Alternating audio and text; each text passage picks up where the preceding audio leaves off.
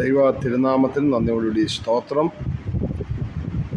കഴിഞ്ഞ 3-ാമത്തെ എപ്പിസോഡിൽ നമ്മൾ സംസാരിച്ചത് ദുരാത്മാക്കൾ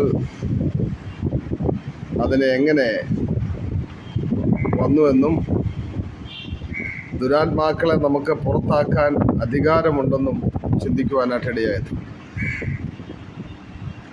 ദുരാത്മാക്കൾ മനുഷ്യരിൽ കാണിക്കുന്ന 3 ലക്ഷണങ്ങളെക്കുറിച്ചാണ് ഇന്ന് സംസാരിക്കാനായിട്ട് ആഗ്രഹിക്കുന്നത്. ഒന്ന്, ശരീരത്തെയും മനസ്സിനെയും ദണ്ഡിപ്പിക്കുക എന്നുള്ളതാണ്. ദുരാത്മ വ്യാപാരത്താൽ നിറയപ്പെട്ട ഒരു വ്യക്തി അല്ലെങ്കിൽ ദുരാത്മാവിൻ്റെ സ്വാധീനം കൊണ്ട് കഷ്ടപ്പെടുന്ന വ്യക്തികൾ അവരെ 3 ലക്ഷണങ്ങൾ അവരിലൂടെ നമുക്ക് കാണുവാൻ കഴിയും. ശരീരത്തെയും മനസ്സിനെയും ദണ്ഡിപ്പിക്കുക അല്ലെങ്കിൽ പീഡിപ്പിക്കുക എന്നുള്ളത്. മനസ്സിന് അസ്വസ്ഥതയാണ് എപ്പോഴും. മനസ്സ് സന്തോഷിക്കുവാൻ കഴിയത്തില്ല. എന്തെന്നില്ലാത്ത ചിന്താകുലങ്ങൾ അവരെ അലട്ടിക്കൊണ്ടിരിക്കും. ഒന്നിലും അവർക്ക് ശ്രദ്ധ കേന്ദ്രീകരിക്കുവാൻ കഴിയുകയില്ല. ശാരീരികമായി പീഡനം അനുഭവിച്ചുകൊണ്ടിരിക്കും. പലവിധമായ രോഗങ്ങൾ എന്ന രീതിയിലാണ് ശരീരത്തെ ദണ്ഡിപ്പിക്കുന്നത്. ഡോക്ടർമാർ പരിശോധിച്ചാൽ അതിന് പരിഹാരം ഉണ്ടാകുകയോ പ്രതിവിധി കൽപ്പിച്ചാൽ ആ പ്രതിവിധിയിൽ നിന്ന് അവർക്ക് രക്ഷപ്പെടുവാനോ കഴിയാതിരിക്കുന്ന സാഹചര്യം. ഇങ്ങനെയുള്ള സാഹചര്യങ്ങൾ ദുരാത്മാവിൻ്റെ പ്രവർത്തനം ആ വ്യക്തിയിൽ ഉണ്ട് എന്നുള്ളതിൻ്റെ തെളിവാണ്. രണ്ടാമത്തത്, യേശുക്രിസ്തുവിനെ രക്ഷകനായി സ്വീകരിക്കുന്നത് തടയും. എത്ര കഷ്ടപ്പെട്ടാലും എത്ര ദുരിതം അനുഭവിച്ചാലും യേശുക്രിസ്തുവിനെ രക്ഷകനായി സ്വീകരിക്കുന്നതിൽ അവരെ തടസ്സമുണ്ടാക്കിക്കൊണ്ടിരിക്കും.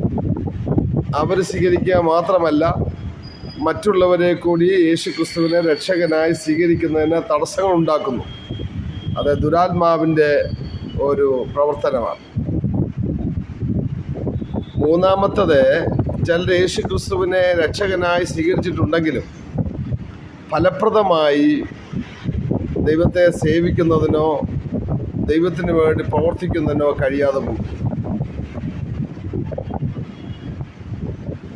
ഈ 2 കാര്യം നമ്മൾ തിരിച്ചറിയണം.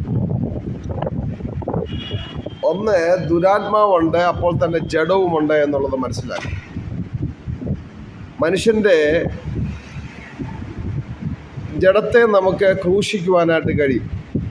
യേശുക്രിസ്തുവിൻ്റെ കൽപ്പന അനുസരിച്ച് സ്നാനപ്പെട്ടിട്ടുള്ള അല്ലെങ്കിൽ കർത്താവിൻ്റെ കൽപ്പന അനുസരിച്ച് ജീവിക്കുവാൻ സമർപ്പിക്കപ്പെട്ടിട്ടുള്ള ഒരാൾക്ക് തങ്ങളുടെ ശരീരങ്ങളെ യേശുക്രിസ്തുവിനോട് ചേർത്ത് ക്രൂശിക്കുവാനായിട്ട് കഴിയും. അതെങ്ങനെയാണെന്ന് ഇടയ്ക്ക് പറയുന്നതായിരിക്കും. എന്നാൽ ദുരാത്മാവിനെ നമുക്ക് ക്രൂശിക്കുവാനായിട്ട് കഴിയുകയില്ല. ദുരാത്മാവ് അതിൻ്റെ പ്രവൃത്തിയിലൂടെ മാത്രമേ നമുക്ക് മനസ്സിലാക്കുവാനായിട്ട് കഴിയുകയുള്ളൂ. എബ്രായ പദത്തിലും ഗ്രീക്ക് പദത്തിലുമെല്ലാം ഒരേ പദമാണ് ഈ ദുരാത്മാവിന് കൊടുത്തിരിക്കുന്നത്. ആത്മാവ്, ശ്വാസം, കാറ്റ് എന്നിത്യാദി പദങ്ങളുടെ അർത്ഥം വരുന്ന പദങ്ങളാണ് കൊടുത്തിരിക്കുന്നത്. കാറ്റ് നമുക്ക് കാണാൻ പറ്റുന്നില്ല, എന്നിരുന്നാലും അതിൻ്റെ ചലനങ്ങളെ നമുക്ക് മനസ്സിലാക്കുവാൻ കഴിയും. അതുപോലെ ദുരാത്മാവിനെ നമുക്ക് കാണാൻ കഴിയുകയില്ല, എന്നാൽ അവയുടെ പ്രവൃത്തി കൊണ്ട് നമുക്ക് അവയെ അറിയാൻ സാധിക്കും. ലക്ഷണങ്ങളിൽ ചിലതൊക്കെ ഞാൻ വിശദീകരിക്കാം. ഒന്ന്, തിന്മ ചെയ്യുവാൻ വശീകരിക്കപ്പെടുക. നമ്പർ 1, ഒരു മനുഷ്യന് ദുരാത്മാവുണ്ടെങ്കിൽ അദ്ദേഹത്തിൻ്റെ ഒരു വശീകരണ ശക്തി ഉണ്ടായിരിക്കും തിന്മയിലേക്ക്, തിന്മ ചെയ്യുന്നതിന് വേണ്ടി. അത് വാക്കുകളിൽ, പ്രവർത്തികളിൽ, ചിന്തകളിൽ, പ്രദർശനത്തിലൂടെ, അങ്ങനെ പല രീതിയിൽ അവരെ വശീകരിക്കുവാനായിട്ട് നോക്കും. ചിലത് പ്രദർശിപ്പിച്ച് കാണുമ്പോൾ അതിലേക്ക് വശീകരിക്കപ്പെടും. ചില വാക്കുകൾ പറയുമ്പോൾ അതിലേക്ക്, ആ വാക്കുകളിൽ വശീകരിക്കപ്പെടും. ചില ചിത്രങ്ങൾ കാണുമ്പോൾ അതിലേക്ക് വശീകരിക്കപ്പെടും. അങ്ങനെ വശീകരിക്കപ്പെടുന്ന ഒരു അനുഭവം ഒരു വ്യക്തിയുടെ ജീവിതത്തിലുണ്ടെങ്കിൽ ദുരാത്മാവിൻ്റെ പ്രവർത്തനമാണ് എന്ന് മനസ്സിലാക്കുവാനായിട്ട് കഴിയും. ചിലർ കാണാൻ പാടില്ലാത്തത് കണ്ടുകൊണ്ടേയിരിക്കും, ചിലർ പറയാൻ പാടില്ലാത്തത് പറഞ്ഞുകൊണ്ടേയിരിക്കും, ചിന്തിക്കാൻ പാടില്ലാത്തത് ചിന്തിച്ചുകൊണ്ടേയിരിക്കും. അത് വിരാമം കൽപ്പിച്ചെങ്കിൽ മാത്രമേ ആ ദുരാത്മാവിൽ നിന്ന് വിടുതൽ പ്രാപിക്കുവാനായിട്ട് കഴിയും. രണ്ടാമത്തത് ഉപദ്രവം ചെയ്യുക എന്നുള്ളതാണ്. അതിനായി പ്രേരിപ്പിക്കുന്നു. ഉപദ്രവം ചെയ്യുക മാത്രമല്ല, ഉപദ്രവം ചെയ്യാൻ വേണ്ടി പ്രേരണ കൂടി നൽകുന്ന ഒരു ലക്ഷണമാണ് നമുക്കിതിൽ കാണുവാൻ കഴിയുന്നത്. കോപമെന്ന് പറയുന്നത് ഒരു ഘടകമാണ് മനുഷ്യൻ്റെ ജീവിതത്തിൽ. എന്നാൽ കോപത്തെ നിയന്ത്രിക്കാൻ പാടില്ലാതെ നിങ്ങൾ കോപിക്കുന്നെങ്കിൽ അതിൻ്റെ പിന്നിൽ പ്രവർത്തിക്കുന്നത് ഒരു പൈശാചിക ശക്തിയാണെന്ന് നമ്മൾ മനസ്സിലാക്കി. ചില അത്യാവശ്യ ഘട്ടങ്ങളിൽ കോപിക്കണം, പക്ഷെ കോപത്തെ നിങ്ങൾക്ക് നിയന്ത്രിക്കാൻ പറ്റുന്നില്ല. ആ കോപം പിന്നെ കലാപത്തിലേക്കും പ്രശ്നങ്ങളിലേക്ക് നീങ്ങുന്നതിന് കാരണമായി തീരും. അതുകൊണ്ട് കോപത്തെ നിങ്ങൾക്ക് നിയന്ത്രിക്കുവാൻ കഴിയുന്നില്ലെങ്കിൽ അതിന് പിന്നിൽ ഒരു പൈശാചിക ശക്തിയുടെ പ്രവർത്തനമുണ്ടെന്നുള്ളതാണ്. മൂന്നാമത്തത് നിങ്ങളെ പീഡിപ്പിച്ചുകൊണ്ടിരിക്കും, അസ്വസ്ഥമാക്കിക്കൊണ്ടേയിരിക്കും. നിങ്ങൾക്ക് തന്നെ തോന്നുകയാണ് നിങ്ങളെ സ്നേഹിക്കുന്നില്ല ആരും, എന്നെ ആരും സ്നേഹിക്കുന്നില്ല. നമ്മൾ പറയുകയാണ് യേശു നിങ്ങളെ സ്നേഹിക്കുമെന്ന് പറഞ്ഞാൽ അവർ പറയും, ഓ എന്നെ സ്നേഹിക്കുന്നില്ല, മറ്റു പലരും യേശു സ്നേഹിക്കുന്നുണ്ട് എന്ന് പറഞ്ഞ് അവർ ഒഴിവാകുകയാണ്. അങ്ങനെ മാനസികമായി പീഡിപ്പിക്കുക, ആത്മീകമായും പീഡനമാണത്. അതിൻ്റെ പരിണിത ഫലമായിട്ട് സന്ധിവേദന, ഭയാനകമായ കാര്യങ്ങളിലൂടെ അവരെ പീഡിപ്പിക്കുക ചെയ്യുന്നത്. സന്ധിവേദന എന്ന് പറഞ്ഞാൽ ഒരു പ്രശ്നം ഇതാണ്, പിശാചിൻ്റെ പ്രവർത്തനം തന്നെയാണ് സന്ധിവേദന. സന്ധികളെല്ലാം വേദന എടുത്തിട്ട് ഡോക്ടർമാർ പരിശോധിച്ചിട്ട് ചികിത്സ ചെയ്തിട്ട് മാറാതെ പോവുകയാണ്. അതിനൊരു പ്രധാന കാരണം, ആ പിശാച് കയറുവാൻ പ്രധാനമായ ഒരു കാരണം ക്ഷമിക്കാത്തത് കൊണ്ടാണ് എന്ന് വചനം പഠിപ്പിക്കുന്നു. മത്തായി സുവിശേഷം 18-ാം അധ്യായം 34-35 വാക്യങ്ങൾ വായിക്കുമ്പോൾ അവിടെ ക്ഷമിക്കാഞ്ഞത് കൊണ്ട് ഒരുത്തനെ പിന്നത്തേതിൽ അവനെ ദണ്ഡനത്തിന് ഏൽപ്പിച്ചു എന്ന് നമ്മൾ വായിക്കുന്നു. ഒരുത്തൻ്റെ കുറ്റങ്ങളെ നമ്മൾ ക്ഷമിച്ചാൽ, ഒരുത്തൻ്റെ കുറവുകളെ നമ്മൾ ക്ഷമിച്ചാൽ ദൈവം നമ്മുടെ കുറവുകളെയും ക്ഷമിക്കുമെന്നുള്ളതാണ്. മത്തായി 6-ാം അധ്യായം അതിൻ്റെ 15-ാം വാക്യത്തിൽ വിശ്വാസി എന്ന നിലയിൽ നിങ്ങൾ ക്ഷമിക്കാതിരുന്നാൽ ദൈവം നിങ്ങളെ ദണ്ഡനത്തിന് ഏൽപ്പിക്കും എന്നുള്ളത് മറന്നുപോകും. അപ്പോൾ ക്ഷമിക്കാത്തത് കൊണ്ടുണ്ടാകുന്ന ഒരു ദണ്ഡനമാണ് സന്ധിവേദന എന്നുള്ളത് മനസ്സിലാക്കുക. പകയും വിദ്വേഷവും ഒക്കെ മനസ്സിനെ അലട്ടുന്നത് കൊണ്ട് ആ പകയും വിദ്വേഷവും ക്ഷമ ചോദിക്കാതെ, നിരപ്രാപിക്കാതെ മനസ്സിൽ കൊണ്ടു നടക്കുന്നത് കൊണ്ട് ഉണ്ടാകുന്ന അസ്വസ്ഥതയാണ് സന്ധിവേദന എന്ന് പറയുന്നത്.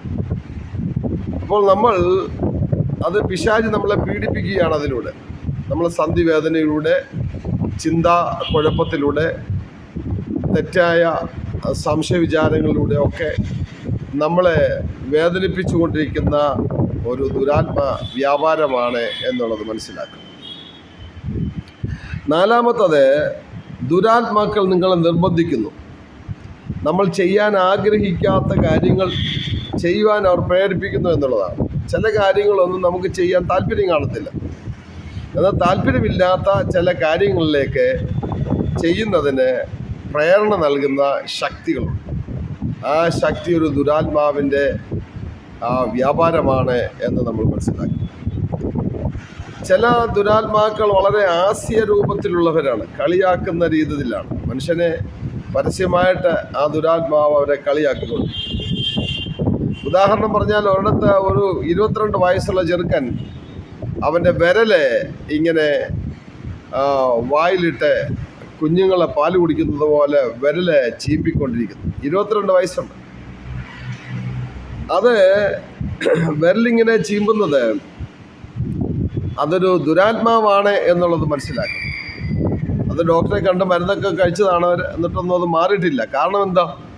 ഒരു ദുരാത്മാവ് അവനെ ഹാസ്യ വ്യക്തിയാക്കി മാറ്റുവാൻ, ഒരു പരിഹാസ വിഷയമാക്കി മാറ്റുന്നതിന് വേണ്ടി അവനെ ആ ദുരാത്മാവ് അങ്ങനെ അവനെ കൊണ്ട് ചെയ്യിപ്പിക്കുകയാണ്. അപ്പോൾ ദുരാത്മാവിൻ്റെ പ്രവൃത്തി എന്ന് പറയുന്നത് മനുഷ്യനെ പരിഹാസ വിഷയമാക്കുക എന്നുള്ളതാണ് അവൻ്റെ ഏറ്റവും പ്രധാനപ്പെട്ട കാര്യം. ഏതെങ്കിലും വിധേന അവനെ പരിഹസിക്കുക, അവനെ നിസ്സാരനാക്കുക, അവനെ സമൂഹത്തിനിടയിൽ പുച്ഛിക്കുന്നവനാക്കി മാറ്റുക എന്നുള്ളതാണ് പിശാച് ചെയ്യുന്നത്.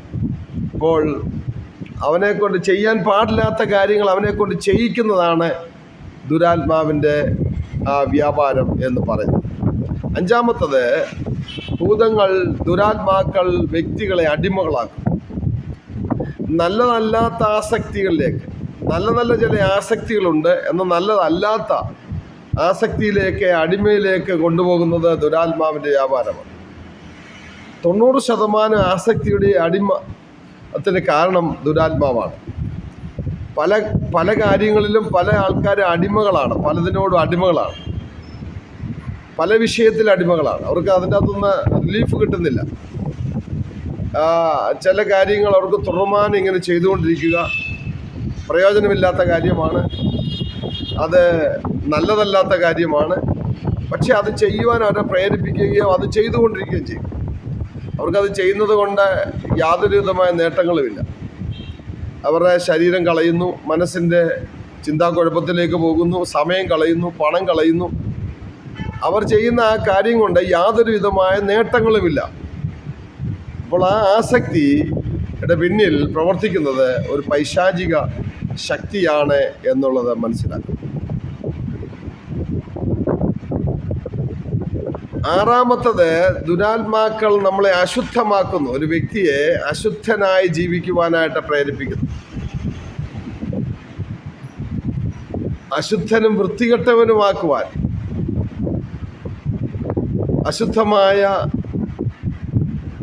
ചിത്രങ്ങൾ കാണുക, അതുപോലെ അശുദ്ധമായ ചിന്തകൾ ചിന്തിക്കുക, ദൈവത്തെ ആരാധിക്കുന്നതിൽ നിന്ന് തടയുക. അപ്പോൾ ദുരാത്മാവ് ചിലതിനെ അശുദ്ധമാക്കുവാനായിട്ട് അവനെ വ്യാപരിക്കുന്നു. വിശുദ്ധിയോടെ ജീവിക്കാൻ ആഗ്രഹിക്കുന്നവരെ അശുദ്ധമാക്കുവാൻ, വൃത്തികെട്ട ഒരു വ്യക്തി എന്ന നിലയിൽ മറ്റുള്ളവർ കാണത്തക്ക രീതിയിൽ അശുദ്ധിയിലേക്ക് നയിക്കുന്ന ഒരു ശക്തി, അത് ദുരാത്മാവിൻ്റെ ശക്തിയാണ് എന്നുള്ളത് മനസ്സിലാക്കി. അവരുടെ വാക്കുകളൊക്കെ അശുദ്ധി നിറഞ്ഞതായിരിക്കും, അശുദ്ധി നിറഞ്ഞ വാക്കുകളായിരിക്കും. ആരാധനയിൽ അവരെ തടയും, ആരാധിക്കുവാൻ അവർ സമ്മതിക്കത്തില്ല. ഏഴാമത്തത്, ദുരാത്മാക്കൾ വഞ്ചിക്കുന്നവരാണ്, വഞ്ചിക്കും. മനുഷ്യരെ വഞ്ചിക്കുന്ന, ചതിക്കുന്ന. നമ്മൾ പൊതുവെ പറഞ്ഞാൽ എല്ലാ മതങ്ങളുടെയും വഞ്ചനയുടെ പിന്നിൽ പിശാചാണ് എന്നുള്ളത് മറന്നുപോകാൻ. മതങ്ങൾ മനുഷ്യനെ വഞ്ചിച്ചു കൊണ്ടിരിക്കുകയാണ്, മനുഷ്യനെ തമ്മിലടിപ്പിക്കുന്നുണ്ട്, മനുഷ്യനെ ദൈവത്തിൽ നിന്ന് അകറ്റിക്കളയുന്നുണ്ട്. മനുഷ്യനെ തമ്മിൽ സ്നേഹിക്കുവാൻ കഴിയാത്ത ഏത് മതവും അത് പൈശാചികമാണ്. തമ്മിൽ മനുഷ്യനെ സ്നേഹിക്കുവാൻ പഠിപ്പിക്കാത്ത, മനുഷ്യനെ വിദ്വേഷം പരത്തുന്ന, മനുഷ്യനെ അകറ്റിക്കളയുന്ന ഏത് മതമുണ്ടോ ആ മതങ്ങളെല്ലാം തന്നെ അതിൻ്റെ പിന്നിൽ പ്രവർത്തിക്കുന്നത് പൈശാചിക ശക്തിയാണ്. തിമോത്തിയോസിൻ്റെ 1-ാം ലേഖനം 4-ാം അധ്യായം 1-ാം വാക്യത്തിൽ, എന്നാൽ ഭാവി കാലത്ത് ചിലർ വ്യാജാത്മാക്കളുടെയും ഭൂതങ്ങളുടെയും ഉപദേശങ്ങളെ ആശ്രയിച്ച് ഭോഷ്ക് പറയുന്നവരുടെ കപടത്താൽ വിശ്വാസം ത്യജിക്കും. ഭോഷ്ക് പറയുന്നവരുടെ കപടത്താൽ വിശ്വാസം ത്യജിക്കും. അപ്പോൾ മനുഷ്യൻ്റെ വിശ്വാസത്തെ, ദൈവിക വിശ്വാസത്തെ ദൈവത്തിൽ നിന്ന് അകറ്റിക്കളയുന്ന ആ വഞ്ചനയുടെ ആത്മാവ് എല്ലാ മതങ്ങളിലുമുണ്ട് എന്നുള്ളത് മറന്നു പോകരുത്. വഞ്ചിക്കുന്ന അത് വ്യക്തികളിലുമുണ്ട്, മതങ്ങളിൽ മാത്രമല്ല വ്യക്തികളിലുമുണ്ട്. എട്ടാമത്തത്, മനുഷ്യരെ ബലഹീനനാക്കുന്നു. ദുരാത്മാക്കൾ മനുഷ്യരെ ബലഹീനനാക്കുകയോ രോഗികളാക്കുകയോ ക്ഷീണിപ്പിക്കുകയോ ചിലപ്പോൾ കൊല്ലുക പോലും ചെയ്യുന്നു. ദുരാത്മാവിൻ്റെ പ്രവൃത്തി മനസ്സിലാക്കണം. ചിലരെ അങ്ങ് ബലഹീനമാക്കുകയാണ്, വയ്യ വയ്യ എന്ന് തോന്നുകയാണ്. പക്ഷെ പരിശോധിച്ചാൽ ഒരു രോഗവും അവർക്ക് കാണുകയില്ല. അതിന് പിന്നിലെ ശക്തി, ബലഹീനമാക്കുന്നത് പൈശാചികമായ ശക്തി. അവർക്ക് വയ്യ, എന്നെക്കൊണ്ട് പറ്റത്തില്ല എന്ന ചിന്ത അവരെ ഉണ്ടാക്കി ബലഹീനരാക്കുന്നു. ചിലരെ രോഗികളാക്കുന്നു. നേരത്തെ അത് നമ്മൾ സംസാരിച്ച രോഗികളാകുന്നു. ചിലരങ്ങ് തീരാ രോഗത്തിൻ്റെ കിടക്കയിൽ എഴുന്നേക്കത്തില്ല, കട്ടിലിൽ തന്നെ അഭയം പ്രാപിച്ച് കിടക്കുന്ന ആൾക്കാർ. മരുന്നും കുപ്പികൾ കട്ടിലിൻ്റെ അടിയിലും അലമാരിയിലും ഒക്കെ നിറഞ്ഞിരിക്കുന്നുണ്ട്. പക്ഷേ അവർക്കൊരു റിലീസില്ല, ഒരു സൗഖ്യമില്ല. അതിൻ്റെ പിന്നിൽ പ്രവർത്തിക്കുന്ന ഒരു പൈശാചിക ശക്തിയാണ്. 22 വർഷമായി കട്ടിലിൽ തന്നെ കിടന്നിരുന്ന ഒരമ്മച്ചിയെ ഞാൻ ചെന്ന് കാണുവാനിടയായത്. 25 വർഷമായിട്ട് അവർ കട്ടിലിൽ നിന്ന് എഴുന്നേക്കത്തില്ല. അത്യാവശ്യ കാര്യങ്ങൾക്ക് വേണ്ടി മാത്രം ഒരു ബാത്റൂമിൽ പോകാനേ എഴുന്നേക്കത്തുള്ളൂ. ബാക്കിയുള്ള സമയം മുഴുവനും വയ്യ വയ്യ വയ്യ എന്ന് പറഞ്ഞ് അവർ കട്ടിലിൽ കിടക്കുകയാണ്. അവരുടെ കട്ടിലിനടിയിലെല്ലാം മരുന്ന് കുപ്പി നിറഞ്ഞിരിക്കുകയാണ്, അലമാരിയിൽ മരുന്നും കുപ്പി നിറഞ്ഞിരിക്കുകയാണ്. ഈ മരുന്നുകളെല്ലാം കഴിച്ചിട്ട് അവർക്ക് യാതൊരു വിധമായ സൗഖ്യവും കിട്ടുന്നില്ല. 25 വർഷമായിട്ട് കട്ടിലിൽ കിടപ്പ്. അപ്പോൾ തളർവാദം അല്ലെന്ന് ഓർത്തോണം. അവർക്ക് എഴുന്നേറ്റ് നടക്കാം, ബാത്റൂമിൽ പോകാം, കഴിക്കാനായിട്ട് അവർ ഉത്സാഹിയാണ്, ആഹാരം കഴിക്കുന്നുണ്ട്, എല്ലാം ചെയ്യുന്നത്. പക്ഷേ അവർ രോഗമാണെന്ന് പറഞ്ഞ് കട്ടിലിൽ കിടക്കുകയാണ്. എന്നാൽ ഞങ്ങളവിടെ ചെന്ന് പ്രാർത്ഥിച്ച് അന്നേ ദിവസം തന്നെ അവർ കട്ടിലിൽ നിന്ന് എഴുന്നേറ്റു. ആ കട്ടിലിൽ കിടത്തിയ ദുരാത്മാവിനെ ഞങ്ങൾ ശാസിച്ചപ്പോൾ ആ ദുരാത്മാവ് വിട്ടുപോയി. അവർ എഴുന്നേറ്റ് അവരെ ദൈവത്തെ സ്തുതിക്കുവാനും പിന്നീട് അവർ ദൈവസഭയുടെ അംഗമായി മാറുവാനും ഇടയായത്. അപ്പോൾ ചിലരെ രോഗികളാക്കി കിടത്തിയിരിക്കുകയാണ്. അതിന് പിന്നിൽ പൈശാചിക ശക്തിയാണ് എന്നുള്ളത് മറന്നു. ഈ മറ്റു ചിലരെ സംബന്ധിച്ചിടത്തോളം അവരെ ഉറങ്ങാൻ പ്രേരിപ്പിക്കുക എന്നുള്ളതാണ്. ഉറക്കം, ചിലർക്ക് ഉറക്കമാണ്. രാവിലെ ബ്രേക്ക്ഫാസ്റ്റ് കഴിഞ്ഞിട്ട് പിന്നെയും ഉറങ്ങാൻ പോകും, പിന്നെ ഉച്ചയ്ക്ക് ഭക്ഷണം കഴിച്ചിട്ട് വീണ്ടും ഉറങ്ങാൻ പോകും. അങ്ങനെ ഉറക്കത്തോട് തന്നെ ഉറക്കമായിരിക്കുന്ന ചില ആൾക്കാരുണ്ട്. അതേസമയം ആ വ്യക്തികളെ തന്നെ ടി വിയുടെ മുമ്പിലോ മൊബൈലിന് മുമ്പിലോ അവരെ ഇരുത്തിയാൽ അവർ രാത്രി മുഴുവനും ഉറക്കമില്ലാതെ അവർ ഇരുന്ന് കാണും. അവരോടൊന്ന് പ്രാർത്ഥിക്കാമെന്ന് പറഞ്ഞ് അവർ പ്രാർത്ഥിക്കാനായിട്ട് വരുമ്പോൾ ഉടനെ അവർക്ക് ഉറക്കം വരും. അപ്പോൾ ദുരാത്മാവിൻ്റെ ശക്തിയാണ് നിങ്ങളെ ഉറങ്ങുവാൻ പ്രേരിപ്പിക്കുന്നത്. സാധാരണ രാത്രിയിൽ മനുഷ്യൻ ഉറങ്ങേണ്ടതാണ്, ആ ഉറക്കത്തെക്കുറിച്ചല്ല പറയുന്നത്.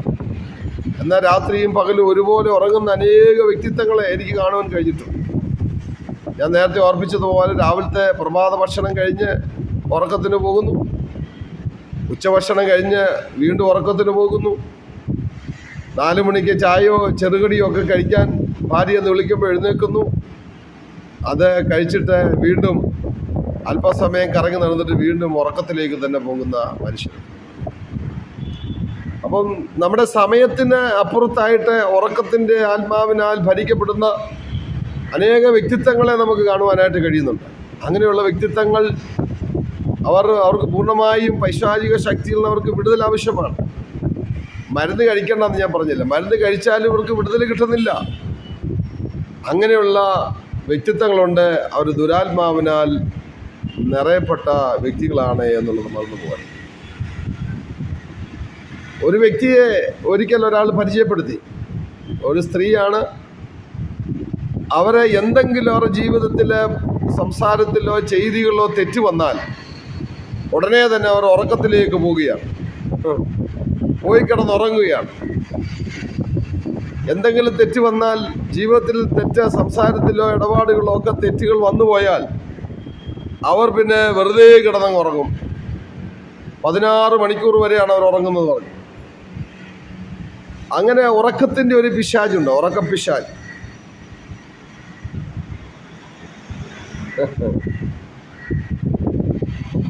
അവരെ ആ പിശാചിനെ ഇറക്കുവാനായിട്ട് ഇന്നപ്പോൾ ആ പിശാച് പറഞ്ഞത്,